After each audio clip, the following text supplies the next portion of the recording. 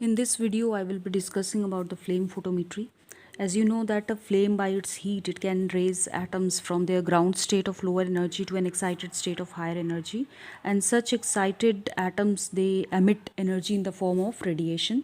So flame emission spectrophotometry or flame photometry that involves the measurement of this radiant energy. Now, if you can see the sequence of events which is necessary to produce the emission spectrum. Firstly, we will be taking the solution of metallic salt that will get converted into mist, which further evaporate to give you a solid metallic salt that will undergo vaporization and it will give you gaseous form of the metallic salt that will further dissociate into M and A, as you can see here, and the thermal excitation of this will produce the metal ions in the excited state. So they cannot remain in this excited state for a longer time, so it will emit radiations and then it will reach the ground state. So this emission of radiation is measured in flame photometry.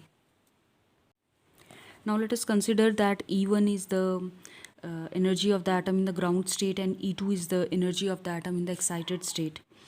So the frequency delta E will be calculated as E2 minus E1, that is h mu, which we have seen from the Planck's law. Or instead of h mu, you can write hc upon lambda. Now from this you can calculate what is the wavelength, that is hc upon delta E. Now the number of atoms excited in a flame in a small fraction of the total atom population, the fraction of total number of atoms, that is given by Boltzmann's equation, that is n upon n naught is equal to a e minus delta E upon kt. This is the block diagram of flame photometer. It consists of a burner system, a flame, the monochromator, the detector, amplifier and the readout meter. So the flame generally which is used, a burner which is used, that is either laminar flow burner or premix burner. So the metallic salt, it will be aspirated into the flame and where it will get excited, as you know, in the excited state it cannot remain for the longer time, so it will emit radiation and come back to the ground state. So this emission of radiation, emitted radiation, that will reach the monochromator will give you a desired wavelength and then it will be detected by detector and then amplified. This is the diagram for a flame photometer. As you can see here, this is the burner system. Now burner system, it can be even the total consumption burner, which is having T concentric tubes. So here you can see the compressed air and the sample, it will reach the atomizer, and where the sample will be converted into mist. In the mist form it will enter the burner system and it will get mixed with the fuel, and then it is aspirated into the flame. Now in the flame the process of excitation occurs, and as you know, it cannot remain in the excited state for a longer time, so it will emit radiation. Those emitted radiation will reach the monochromator. Monochromator is generally a prism or a grating, and that will filter the excess radiations and it will allow only the desired wavelength of light to pass through it, and then it will reach the detector is nothing but a photo tube, and it will convert it into electrical signals, and this output, it will be amplified and then it is read out in a galvanometer.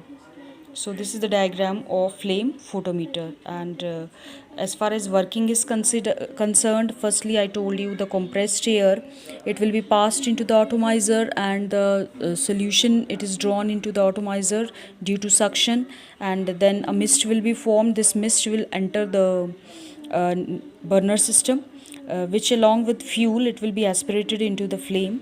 The fine mist of the solution produced, this mist will pass into the burner, and that along with fuel will reach the flame, and the resulting flame, then it is in the flame, this excitation will occur, and whatever is emitted, that will be passed to the monochromator.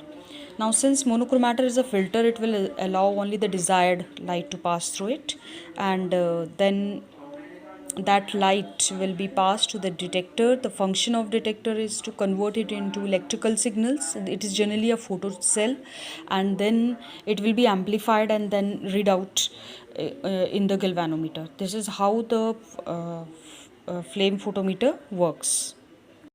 So when we talk about the applications of flame photometry, it is basically useful for the determination of alkali and alkaline earth metals, and they have been used in the study of electrolytic balance studies in physiology and chemical analysis, in the determination of lead in petrol, in the study of equilibrium constant involving the ion exchange resins, and determination of calcium and magnesium ions in cement. So it has a wide range of use.